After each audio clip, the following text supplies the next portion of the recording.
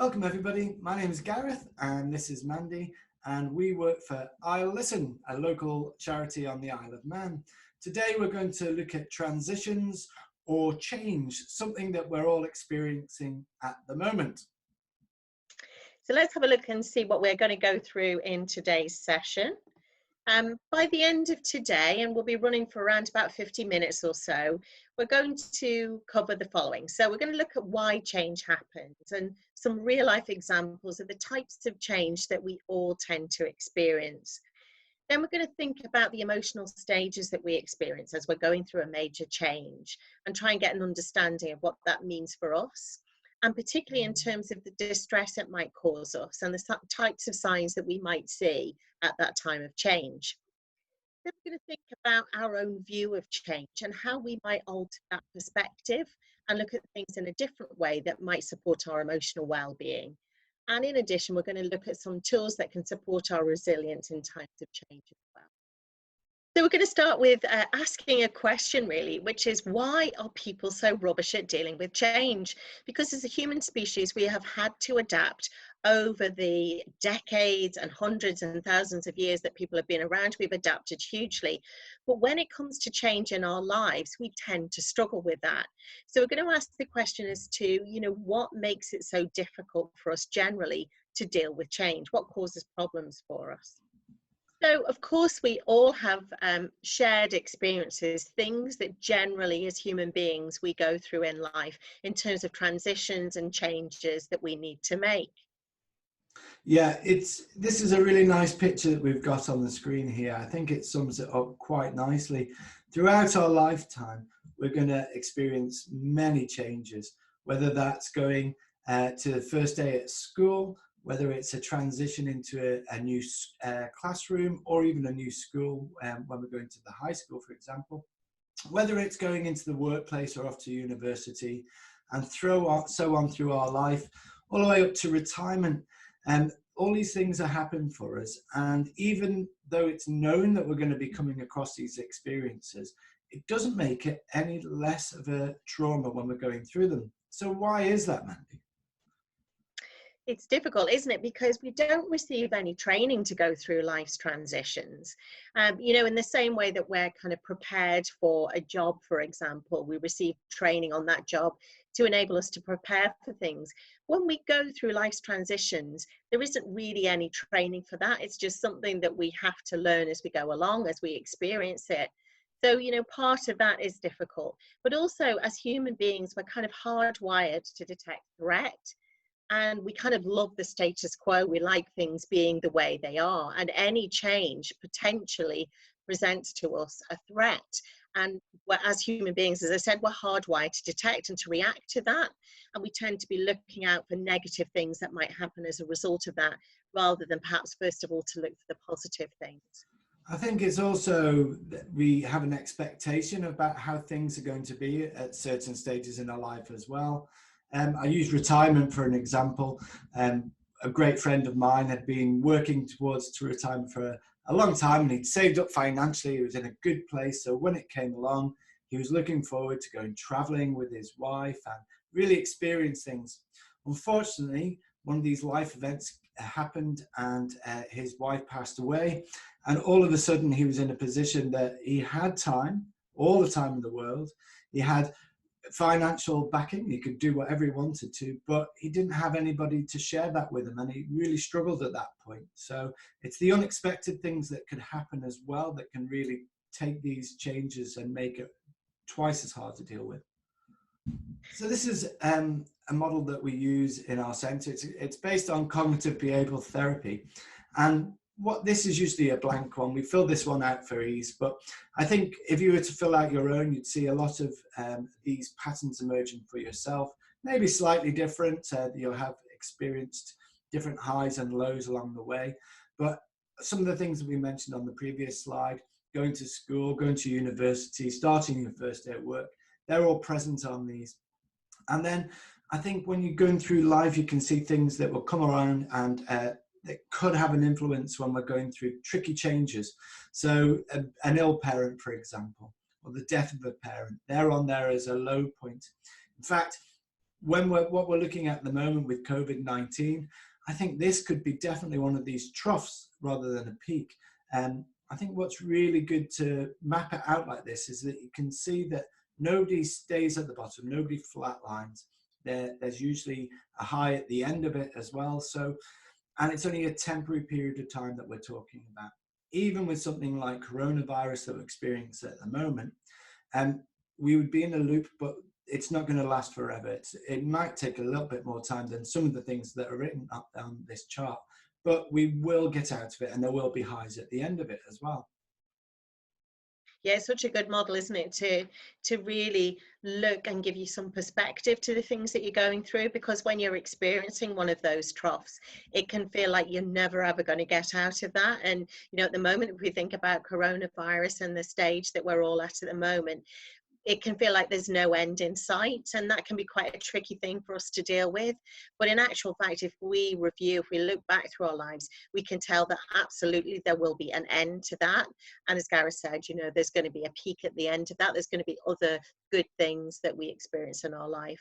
And it's such a great thing, if we are in that trough, to really review a little bit and think about, if I have experienced troughs before, what was it that got me through? What got me through to the other side and helped me get out of that trough? What did I do? Did I do anything different?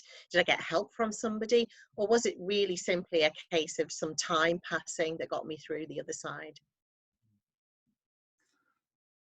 This is a great model that we use as well. This is called the Holmes-Ray scale. This is an abridged version. There's full versions available online, and there's also ones for children as well. And what it tries to do is categorize life events and put a number unit at the end of it. So Holmes and Ray tried to put together a chart to see how much a person can deal with, and when their mental health, their well-being will be under threat. And the point scale that they came up for was 300 points over a year's period. And you can see some of the things that are on the list, these things that are unexpected that can happen to us, are quite highly rated. If I was to put COVID-19 coronavirus on that chart at the moment, I think it would be quite high. It'd be up towards the 73 to 100 points. So if you've got other things going on at the same time, it makes life really difficult. One thing and one thing alone we can generally deal with. So a death of a spouse, it's really traumatic and it really affects us, but we can deal with that. We can see down on the list there near the bottom, there is business readjustment on there as well. So that and that alone, 39 points, we can deal with it. However, if there's other things going on as well, you can see how these points quickly tot up. And we were talking over a year's periods with Holmes and Ray. What we would say is, if you're in this bubble that we're in at the moment with the coronavirus and we've been locked down, that with that point scale, with the tensions and the pressures of life that we're under at the moment, with lockdown, with the threat to food, shared space with family, trying to balance being a good parent and doing your job, for example, these point systems are building up quite fast. Yeah, absolutely. And you can see how that kind of compound effect really does very quickly. Just even from one event, there are lots of ramifications, lots of different impacts that we'll experience, whether that's, socially, in our relationships, in our finances, in our, safety. All of these different things we know at the moment are under threat, and that would really quickly add up over a very short space of time, in fact. Mm-hmm. So, okay, we've looked at so far in general terms at how we might deal with change. And we've said, as human beings, as a species, we tend to have some similarities in how we are affected by change and the sorts of things that might trigger changes for us as well. However, it's worth thinking about how we personally as individuals might deal with change. So I'm going to ask this question. How do you deal with change? So do you think you're more of an A, a B, or a C? And those of you who are joining us on this session, have a think about which one you think is most you. Yeah, I think B, I can deal with change. I see it as a positive thing. I think generations recently have had to adapt with change more and more than ever before. If I go back to 20 years ago, we didn't even have emails, we didn't have mobile phones, and the progression that's happened so fast that it's constantly changing. We have to be more adaptable nowadays. So yeah, I can deal with change, and using the situation that we're under at the moment, seeking out new things, is definitely something that we're doing. I mean, webinar chats that we're providing and these video things, we would never be in the position to do this previously. It would all be face-to-face training that we'd do. So yeah, a bit of B and a bit of A as well would be my one. Yeah, I think I'm probably in between A and B as well, but there are definitely times when I veer into C, and I tend not to like change. And it's interesting because we're talking here about changes like COVID-19 that are forced upon us. And that we might think, well, that's a little bit different to changes that we choose to make for ourselves. But in actual fact, we can still feel stressed by things that we decide to do. So just as we said before, you know, as human beings, we're hardwired to look for those threats. So when anything changes, we can experience a bit of that.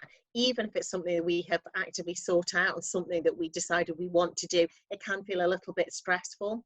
And that might be stress that we can deal with, okay? Or, you know, if it's something that we're really struggling with, it we feel is forced upon us, we might really struggle with it.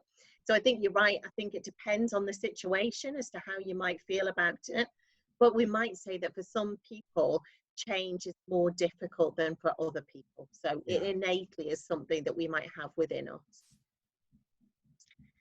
So I just wanted to bring in this little model from Everett Rogers, been around since 1962. And this adoption curve was initially put together to look at how people tended to react to technological changes, things that came in society, and whether people liked or disliked it, essentially. So this study done by Everett Rogers actually put people into these different categories. And you can see 2.5%, according to his studies, were right at the forefront of those changes. They loved innovation. They loved those new parts of technology that came along, those new different pieces of equipment, IT, and so on. This is really at the early stages of that because we're talking about the 60s. So they were the innovators. They were right at the forefront of that. But that was just 2.5% of people.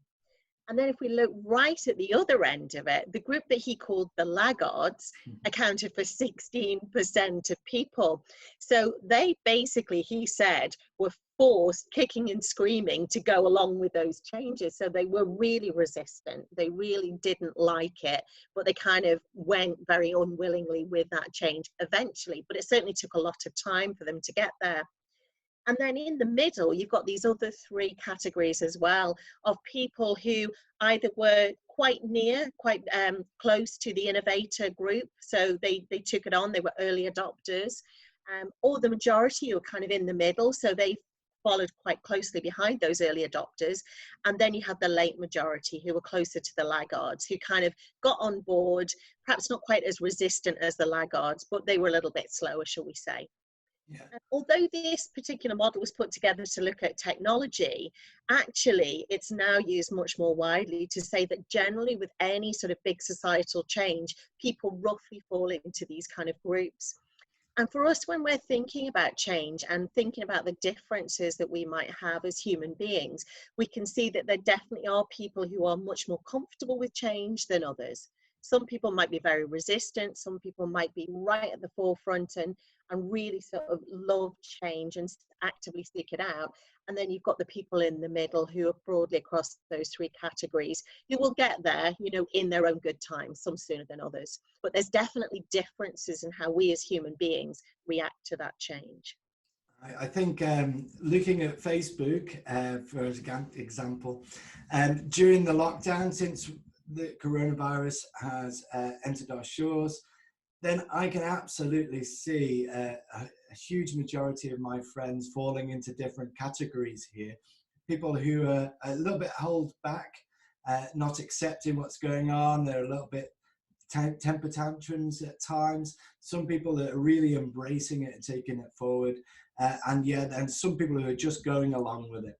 So yeah, I absolutely see that in things that are happening at the moment. And we could probably kind of all recognize ourselves in this as well. If not the people, like you say, around us, the friends, family members or colleagues, you can kind of see and feel where you think people that you know, including yourself, might fall into this category.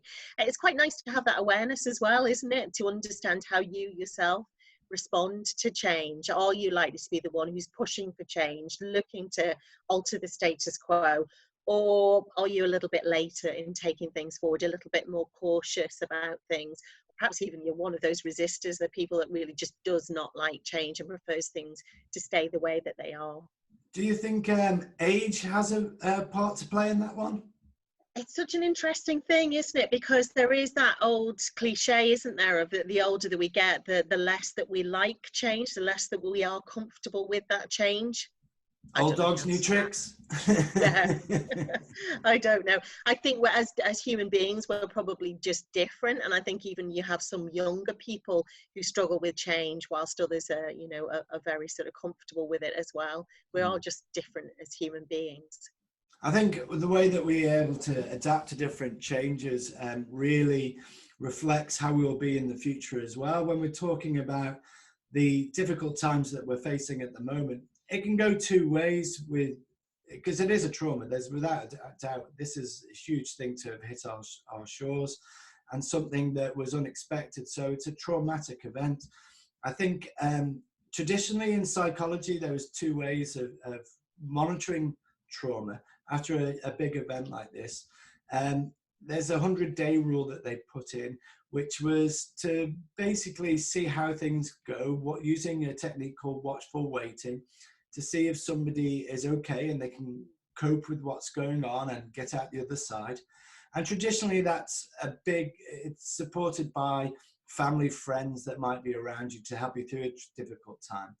But also shared growth as well can come out the end of it. So it can be a negative thing or quite a positive thing. We deal quite a lot with people who have been affected by cancer at our centre, for example. And some people use a traumatic event like this to reassess their lives, and they can almost put a plan into action. So when normality, or as normality as the new normality, I should say, comes into effect, they can actually get post-traumatic growth from it. So they can look at things a new way, put their affairs into different order. What's more important to them at this stage? Is it family? Is it work? Is it the studying that they're going to do? Is there new challenges in life that they want to present? All of these things can be adaptable, but it depends on the mindset of the person, I suppose, and the support around them, Mandy. Yeah, definitely. And I think, you know, it's something worth acknowledging that because we respond a certain way to a change, such as COVID-19, doesn't necessarily mean that everybody around us will respond in the same way. We are all different. It's that whole nurture and nature, isn't it? It creates us as unique individuals with our own experiences, our own DNA. Everything about us is that kind of mix of things that go into creating our personality. And you know, the truth is that some people will deal with it better than others, and some people will really struggle with this. And as Gareth said, some people will come out of this feeling stronger and better for the experience, actually. So acknowledging that is really important. If you're thinking about how you support the people around you, think about that they might be dealing with things a little bit differently to the way that you're experiencing things. Absolutely. I think what's important that we haven't really brought up at this stage is that also things can be happening alongside the changes that we're going through. If we're coping at the moment with the lockdown and the different pressures they're putting on us, there might be other things coming in the side. You might get an ill parent. You might have family issues at home. There's a lot of domestic violence that needs to be talked about. It's people under lockdown. It's becoming more and more present. So these things as well that we need to be aware, maybe not for ourselves as much if we're coping all right, but also work colleagues and family members, we should definitely be keeping an extra eye out to help them through this, because that would really dictate how it's going to be in the future for them. If it's going to be a positive, if there's a growth from it, or if it's going to be a negative and somebody's going to struggle. So we wanted to bring in for you this model. It's kind of well recognised. Some of you might be familiar with this before. You might know it as the change curve. Some people call it the Sarah model. It was put together in quite some time ago by Elizabeth Kubler-Ross, and it was used to describe initially the stages that we go through in terms of our emotional reactions when we experience grief and bereavement. So this was used initially for that, but now is much more widely used to really explain how we feel and how we respond to any big life change. So that could be the traumas that Gareth was just talking about. It could be COVID-19. It could be one of those life's ups and downs that we saw earlier as well. So whatever that big change is, typically this is the experience that we have. So we'll first experience whatever that change is, or learn that it's coming, and we experience shock. And you can see our response is starting to dip a little bit as we feel panic, followed by anger. And we're still dipping, we're going down that curve, and we start to question, why is this happening? Why is it happening to me? Why can't things just stay the way they used to be? Why does everything have to change? You're really sort of grasping for that status quo, and perhaps even a bit of bargaining at that point as well. As we reach that kind of lowest point where we might even go into some denial and hope that it all just goes away. If we ignore it, it might just stay the way things were. Changes might not happen. We might feel that resistance at that point as well. Now, hopefully with the right amount of time and support, as it says on our model there, we start to lift out of that low point and get up to a point where we accept the new status quo. We accept the change, whatever has happened, and even perhaps see some new opportunities created by that change. And with that right kind of support, we lift right out of the other side to a renewed place of healing and hopefully success again.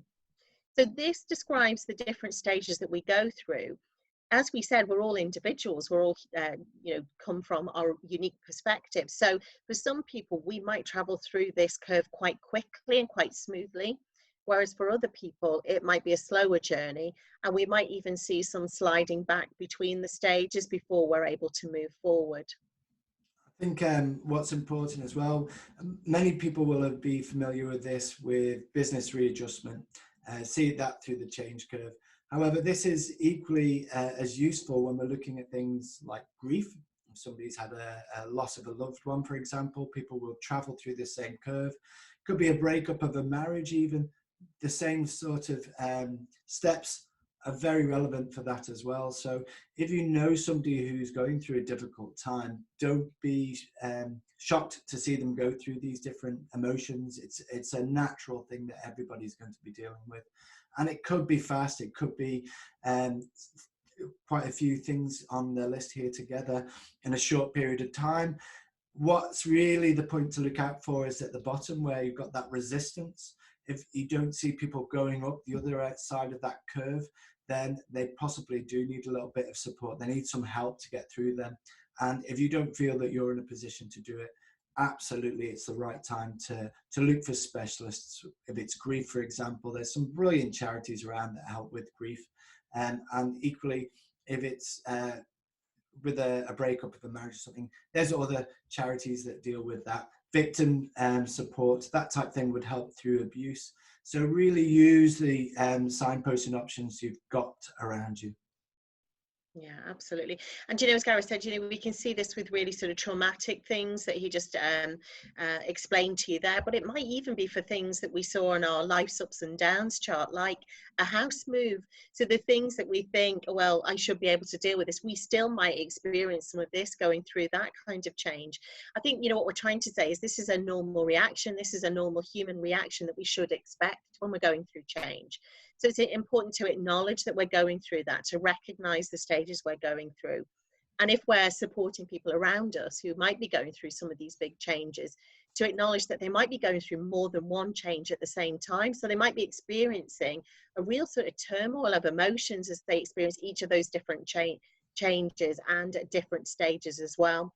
So it really can be quite a traumatic time for some people to go through these kind of changes.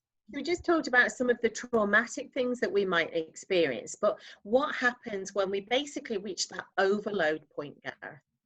Well, absolutely, referring back to the two models beforehand, the multiple event factor is a real thing that we should be looking out for. COVID-19, that alone we can deal with. when other things are introduced as well. Maybe it's the financial risk that we're under, maybe it's the worry about losing the house, our jobs, maybe it's a family issue that we're dealing with as well. These are all things that are going to be adding to our stress bucket. Now, our stress bucket is our resilience factor. It's individual to each and every one of us, and we all have our own coping abilities, some better than others. Nobody's exactly the same. And what actually happens is, as these things happen to us, we can store them up, we can cope with them to a point, and if we've got ways of releasing some of that stress, that's what we're looking for. So maybe it's talking to a friend, maybe it's doing exercise, looking after our diet. We can balance what's coming in to what's going out. If we're not doing that balancing act, if we're not doing the bit to release a bit of that stress, what's going to happen? Well, our stress bucket is going to get fuller and fuller and fuller to a point where we can't cope with anything more. The stress bucket will collapse, it will break apart, and it will come out as a negative effect. So what would that look like then? And the real fact is a panic attack, an anxiety attack, a feeling of being overwhelmed. When we have these, it's a catastrophic misunderstanding of the flight, fight, freeze response. Now, the fight, fight, freeze response harks back to early man. It's our instincts. It's things that we're built with, we're born with, and we have for all throughout our lifetime. And what that does is prepare us for danger. It's a chemical reaction, and the chemicals can have quite a negative impact on us and make a physical reaction in our brains that slows everything down. It makes us worry about things. Things that we can't make sense of become quite a big deal. And this all leads into our stress bucket and our ability to cope with it. So absolutely, it's something that we need to make sure that we're balancing the stresses that are coming in, and the way that we're building our resilience, and the way that we're letting that stress go as well. So having that awareness of when we do feel stressed, what that looks like for us. We said we're all individuals, we all sort of manage different situations in different ways. So personally for us, what does it look like when we're feeling that stress? Perhaps we're going through a big life change, such as COVID-19, the experience we're all going through at the moment. What is it that would demonstrate to us that we are stressed? So have a think about that for those of you who are joining in. But I'm going to ask Gareth a bit. So it could be a feeling, something internal, something that you feel yourself. It could be a behavior, something other people might be aware of and see. Or it could be a health factor. It could be something physical that sort of tips you off that you might be stressed. Yeah, there's two different ways, to be honest. I'm usually quite good at handling stress, and I thrive off it. In fact, it's something that I really enjoy. It gets me going. However, my work colleagues will say that I become a little bit snappy if I get if I'm under too much pressure and I'm not dealing with it well. And equally, health-wise, I've got psoriasis, so that is my early warning sign. I know that when I maybe get a patch of skin, going dry skin, I know that I should be addressing something. I should be doing something about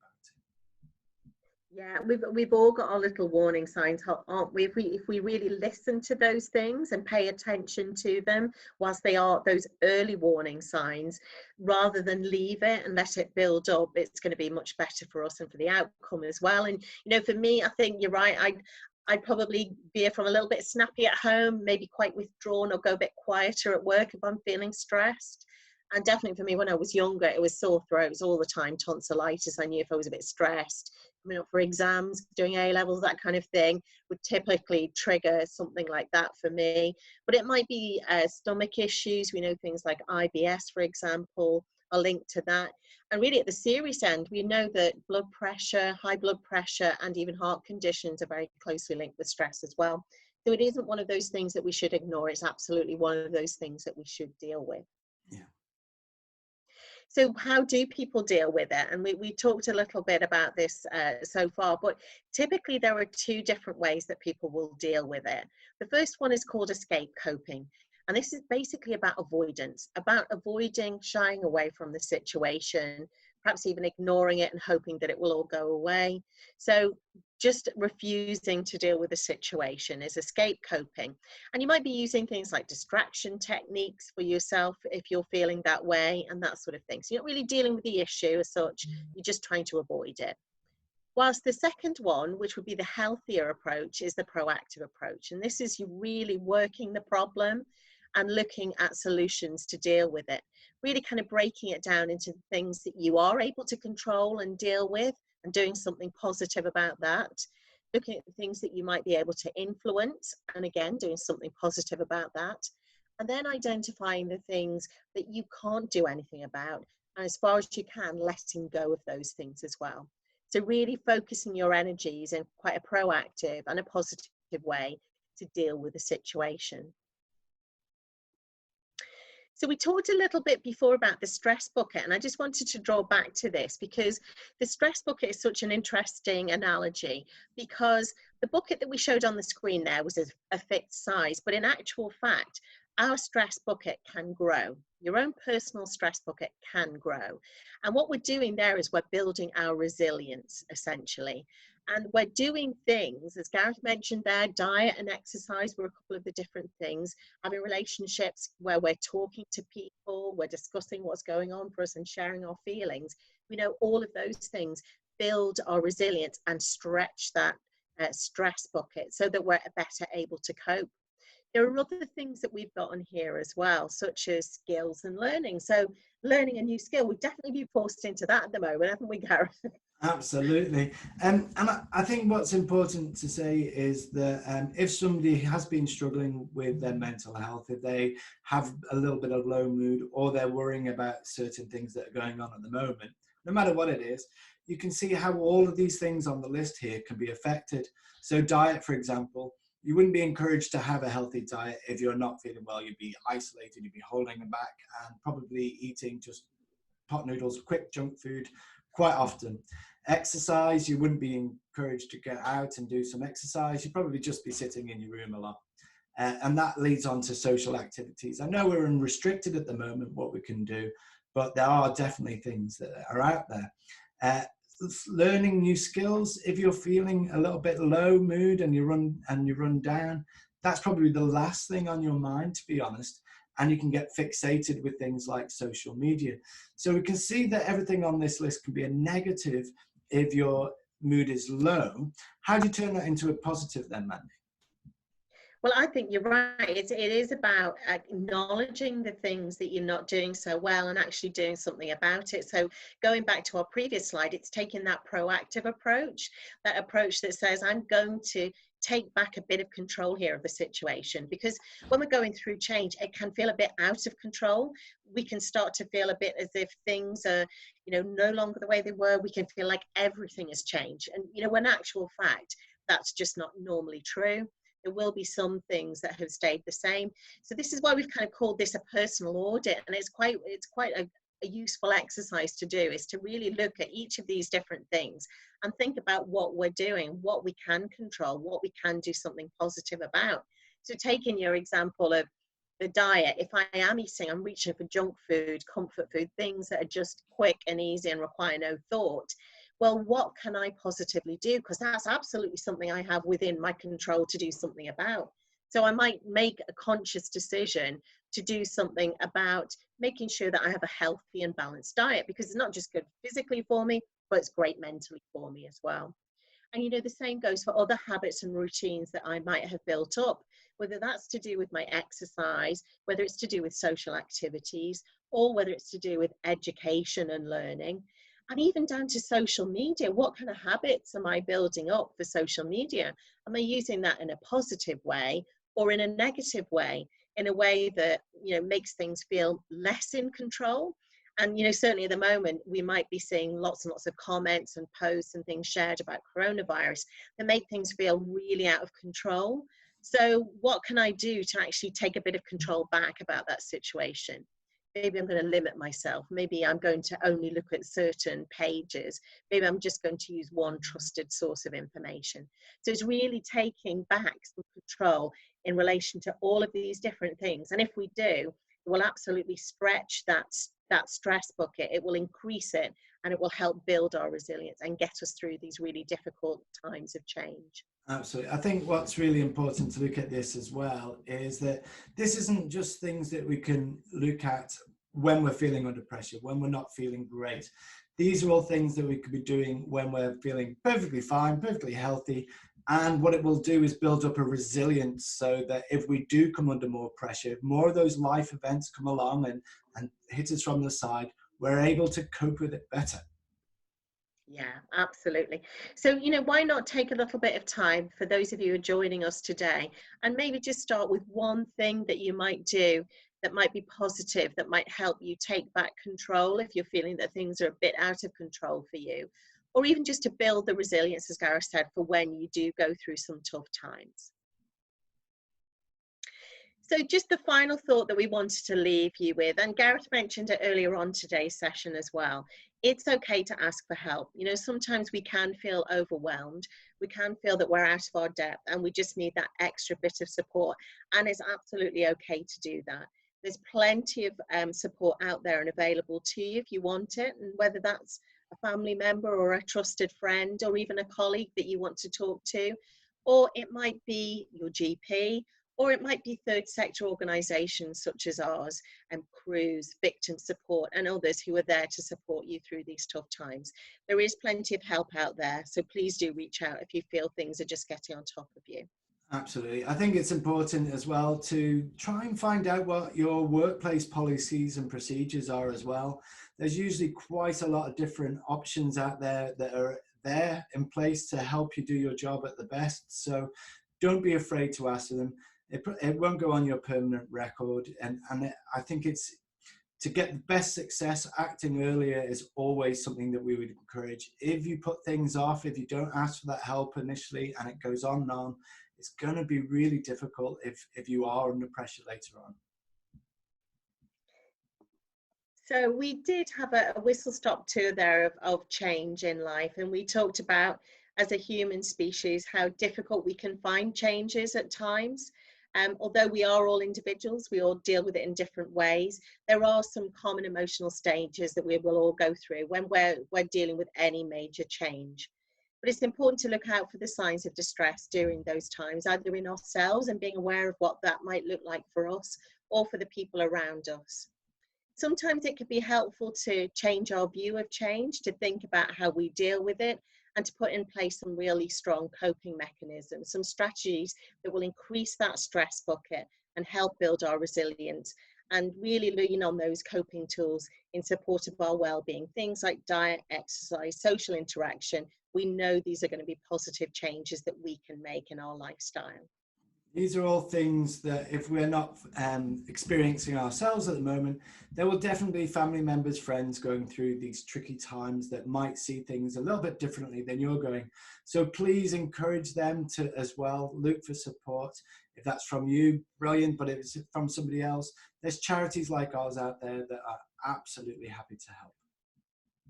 And whilst this is not a live session, so we can't do a Q&A with you now, you absolutely can reach out to us. We're one of those charities that Gareth just mentioned, MCH Psychological Services, and we've got a couple of different email addresses that you can contact us on the screen there.